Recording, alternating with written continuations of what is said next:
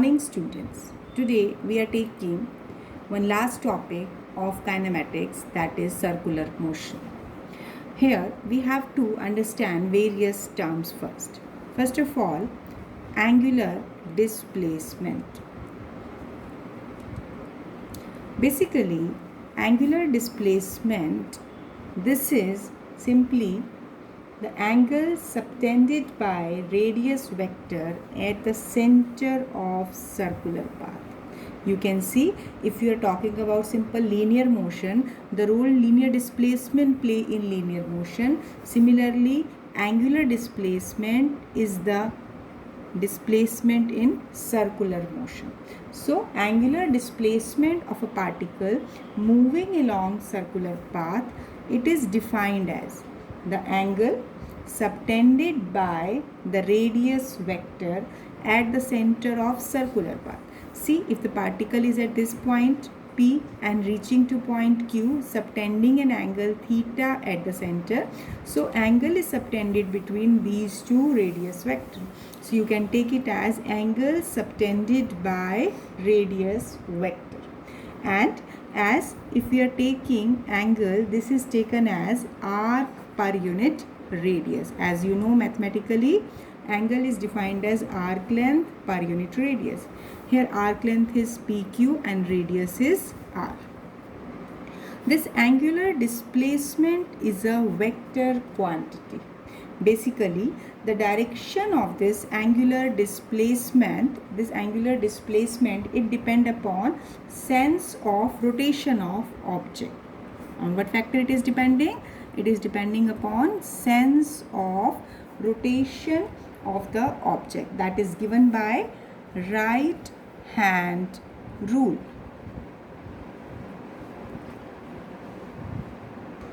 Now, what does this rule state?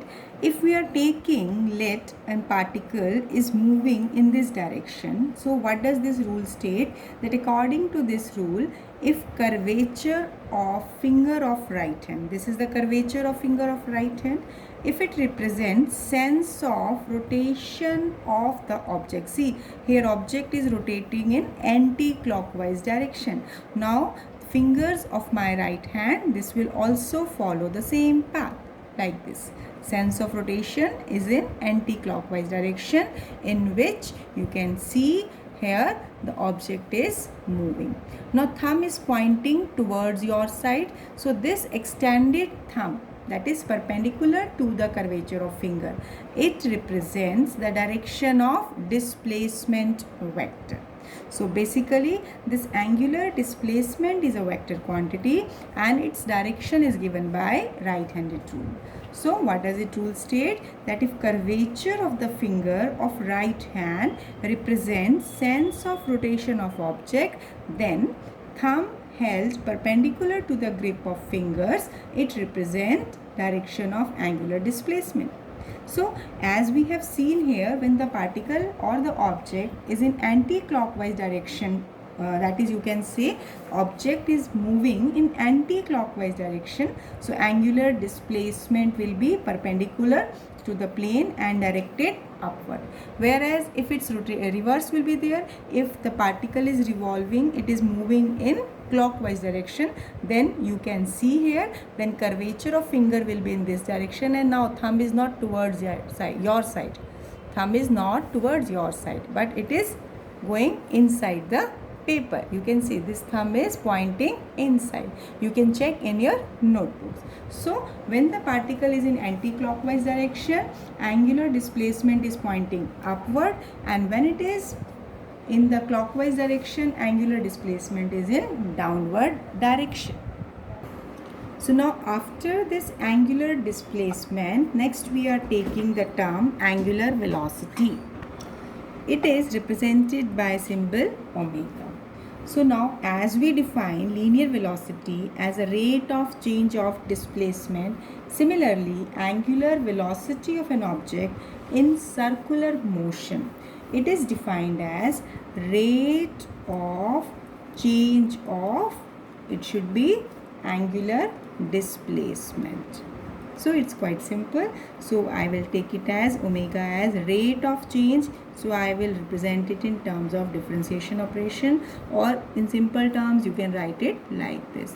But when we have when we have been given this angular displacement as a function of time, so we can take this angular velocity by differentiating this angular displacement. Again, it is also a vector quantity.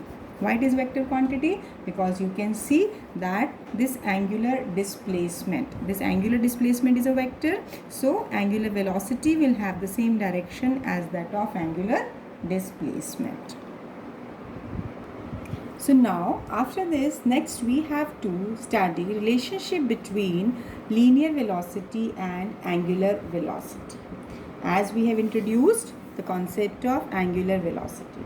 See, for it, let me consider a point object is moving with angular velocity omega and linear velocity v on a circular path. This is a circular path of radius r and center O. So let the body is moving along this circular path with angular velocity omega and linear velocity v. Now if we take, let at any instant particle is at point P, let it is at time t. So we can take that this position vector OP is given to be r. So I will represent it as a vector as r. Now if we are taking that after time of del t, that means the instant of time it will become t plus del t. Let particle has reached to point Q. So this will correspond to t plus del t. Why t plus del t? Because it corresponds to time t. So after this extra time, total time become t plus del t. Now object has reached to point Q. So now here subtending angle of del theta. You can take it as del theta, theta, d theta. It's your choice. So here, let the particle has reached to point Q after time of del t. An angle subtended or at the center will be del theta. Right? Now, this OQ, this will be this position vector that will be given by. Now to get this OQ, let me join PQ. See here, this is, you are getting a triangle OPQ. So to get OQ, let we are taking the initial position vector is R, moving from, as the particle is moving from P to Q, let the displacement covered is del R. So by triangle law, OQ will be equal to OP plus PQ. This means it will be given by this R plus del R. So OQ is given by R plus delta R. Now, as let this distance, whatever distance this is covered within a small time of del t. So now this arc length, that is from P to Q. PQ arc length, let we are taking it by del L. See, this linear distance was del R and this arc length is del L. So linear velocity at any point is given by del L upon del T as per the simple result, that is displacement upon time. So del L is V into del T. So what step we have taken? Simply we have just specified position, then using triangle law calculated this OQ, then simple linear velocity is displacement upon time taken. So from here we have calculated this arc length. As per the definition of angular velocity, omega is del theta by del t. So del theta, that is angular displacement, is given by angular velocity multiplied by time. Now we have to relate these two. So what should we use? So key point is that angle is expressed as arc length per unit radius. This is the key point. Now it is quite simple. Substitute the values here in this relation. Omega del t equal to V del t upon R. Now you can see this del t is cancelled.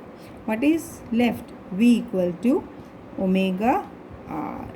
This is the expression for linear velocity.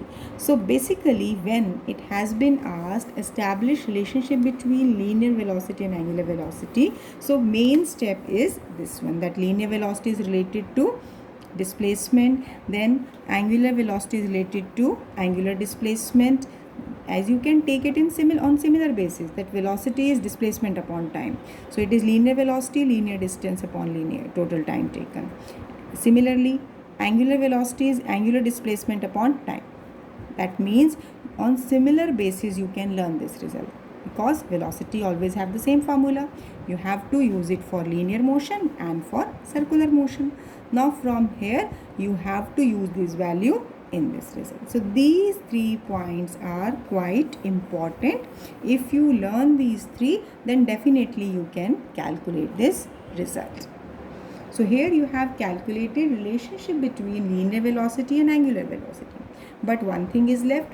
What will be the direction of this linear velocity?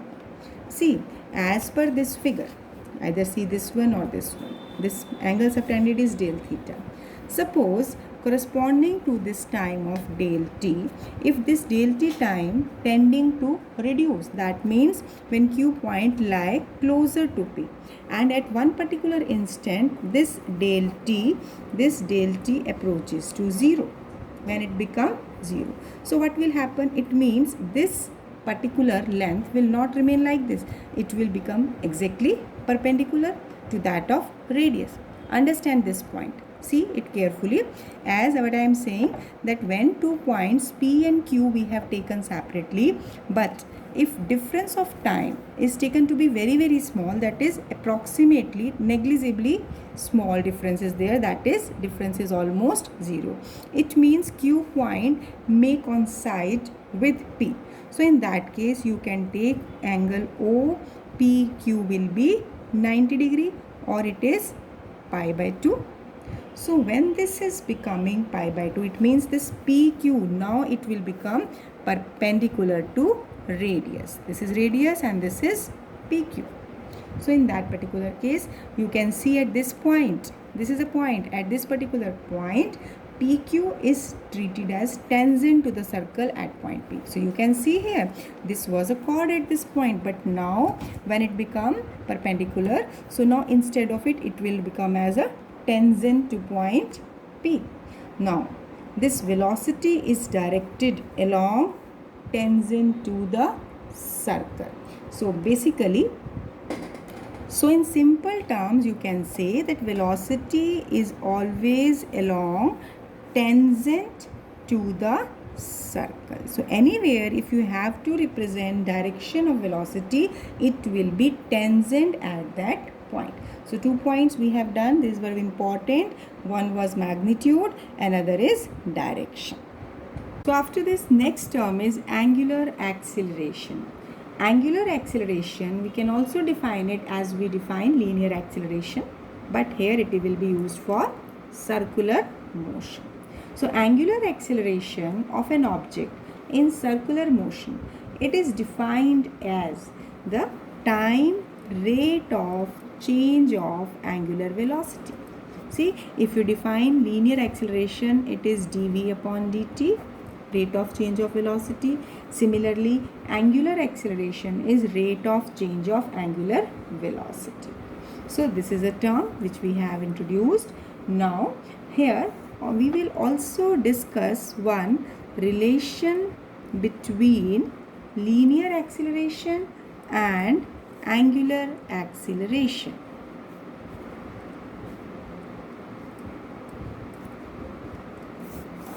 Now, as we know, V equal to omega r. This is the simplest result. We have derived it. So now on its basis, if we differentiate on both sides of this equation, so when I will differentiating it with respect to, obviously we have to do it with respect to time. So dv upon dt. Now d by dt omega r.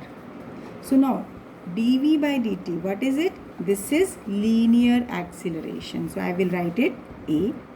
And now here r is a radius that is taken to be constant, so it is d omega by dt as a multiplier. Now d omega by dt, this is rate of change of angular velocity. What is this term? This is angular acceleration. So here I will write it as r into alpha. It means angular acceleration and linear acceleration are related by this result. Now, next term we are using uniform circular motion. You people are familiar with this term. You have done in class 9th. Uniform circular motion. What is it? First of all, we will define it. When a point object, right? Any small object you are talking about. When a point object is moving on a circular path, when it is moving along any circular path with what will be the condition? Constant speed. This is the essential condition, that when a point object is moving on the circular path with a constant speed, then motion of the object is said to be in uniform circular motion. If you remember that in class 9 it was said that as if the body is moving along rectangle, that at this point it is moving with constant speed, but at this point maybe the speed remaining to be same, but direction of motion is changing. So due to it you are changing the direction, but magnitude of this velocity or direct term you are taking, that is a speed, is remaining to be same, that is constant. At every point direction is changing. Similarly in this circular motion, suppose I am taking this point here tangent is along this direction, its direction of velocity is this one and magnitude is remaining same. If I am choosing point here, again tangent which I will draw, here you can see direction of motion is changing. At any of the point in its path, if you will choose any point and draw a tangent, that will give you the direction of velocity, but magnitude of this velocity, that is speed, remain to be constant.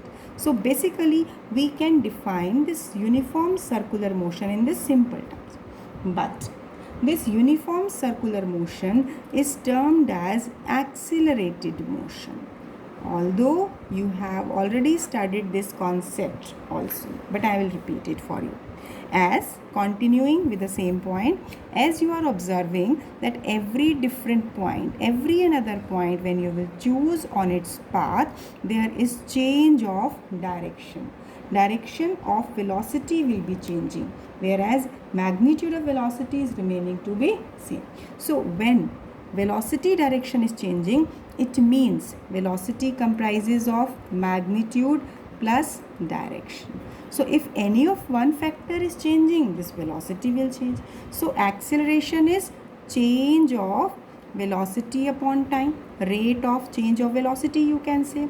If now you can see here, if direction of motion is changing, then acceleration will be produced. So you can say when an object move along circular path with constant speed, direction of motion, direction of velocity changes everywhere at every point with the time. Therefore, this uniform circular motion is called uniformly accelerated motion. So this point is clear to you because you have done this also in detail in class 9th. So this is the general concept, basic concept about uniform circular motion. Now few terms, time period, frequency you are familiar with. Time period. It is defined as the time taken by the object to complete one revolution. Right? To complete one revolution on its circular path. So total time taken to complete its revolution. Frequency. Frequency represented by symbol nu. It is defined as number of revolutions completed by object in 1 second, in unit time you can say. So here if I will take like in t seconds, right, number of revolutions, T seconds में कितने revolutions हमने बताए, that 1, because suppose एक particle is moving, that is moving along circular path. अभी एक circular path में जब move कर रहा है तो एक रोटेशन में इसको कितना टाइम लग रहा है, टी सेकेंड्स। तो यही स्टेटमेंट मैंने लिखी है, in t seconds number of revolution is 1, right. Now in 1 second number of revolution कितनी होगी, 1/t. So now coming to the statement definition of frequency, what we say in frequency, number of revolutions completed in 1 second. So this is nothing, this is basically frequency. So here we establish relation between frequency and time period, right? So frequency is number of vibrations completed in 1 second.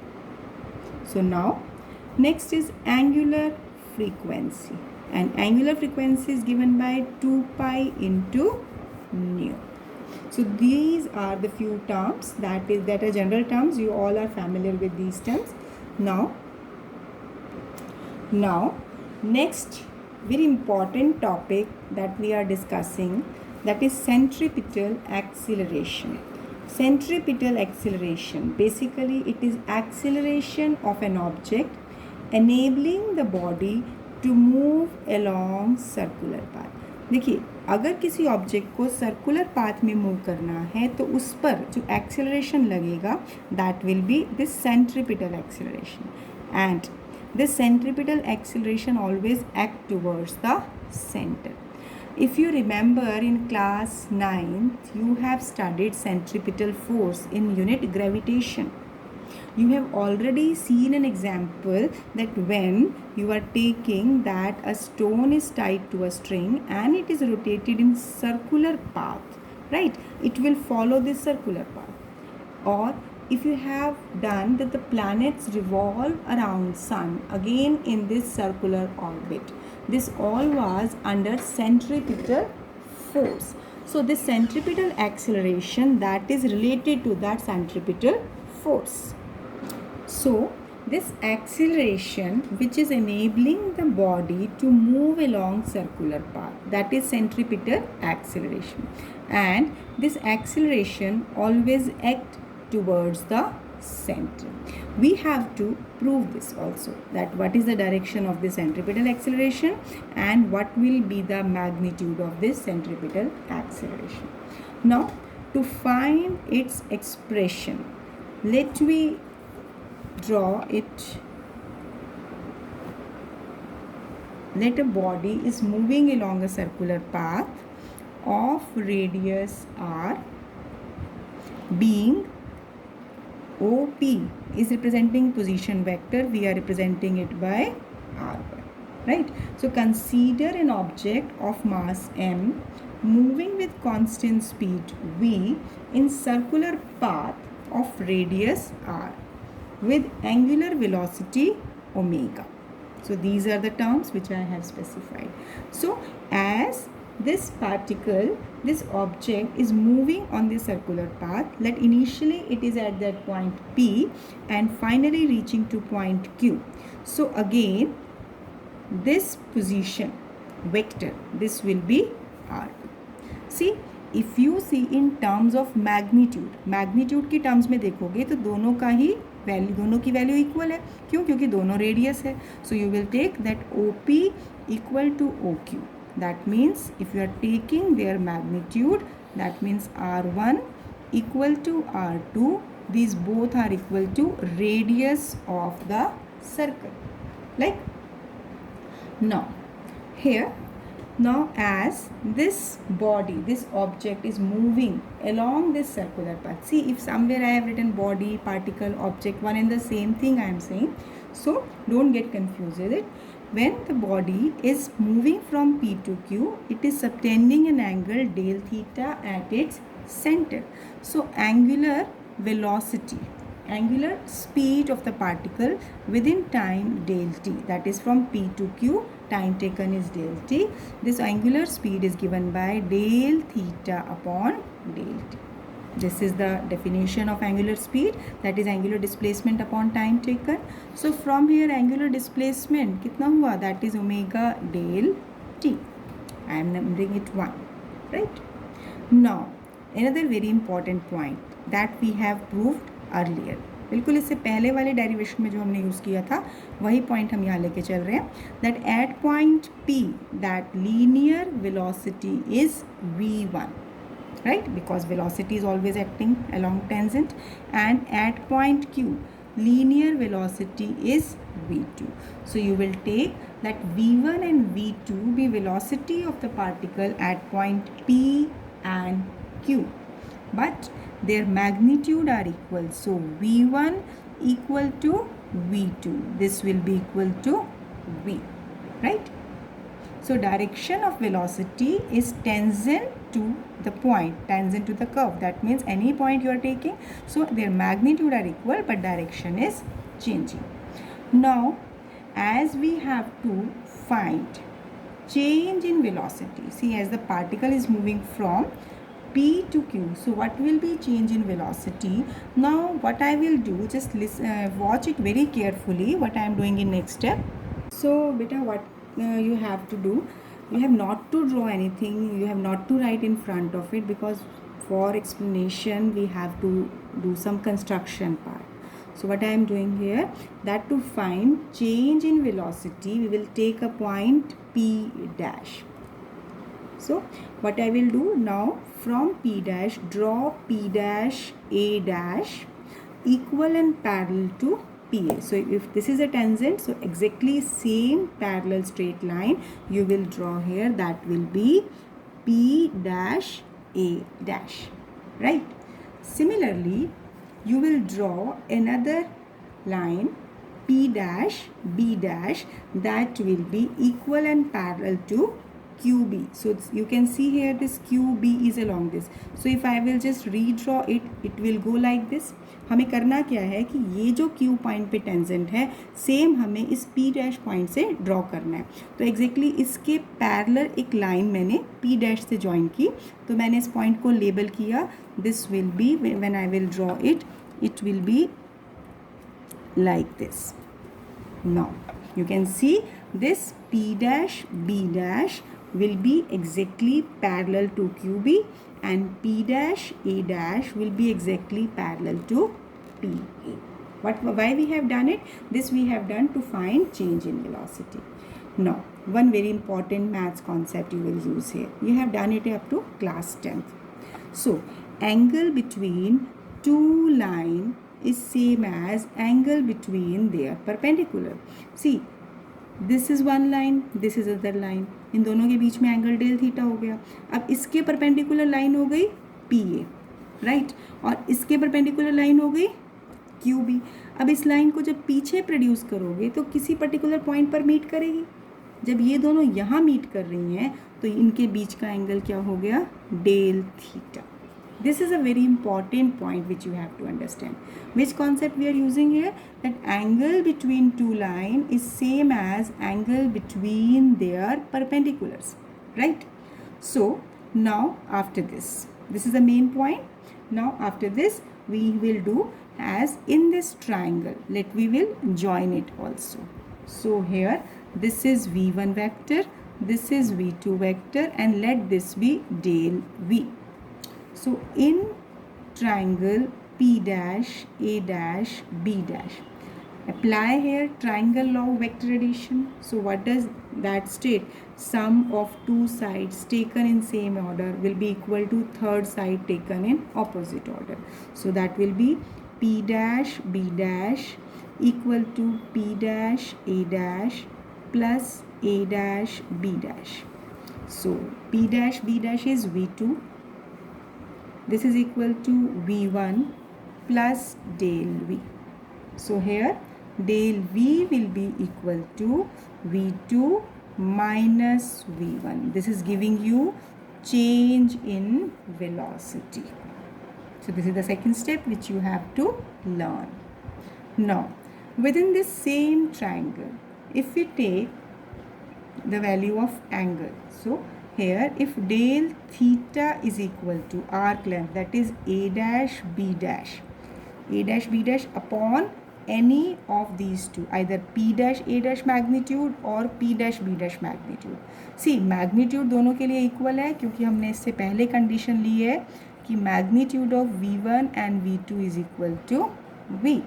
दोनों ही same linear speed से move कर रहे हैं. Not moving, we have representing these vectors as by the same magnitude.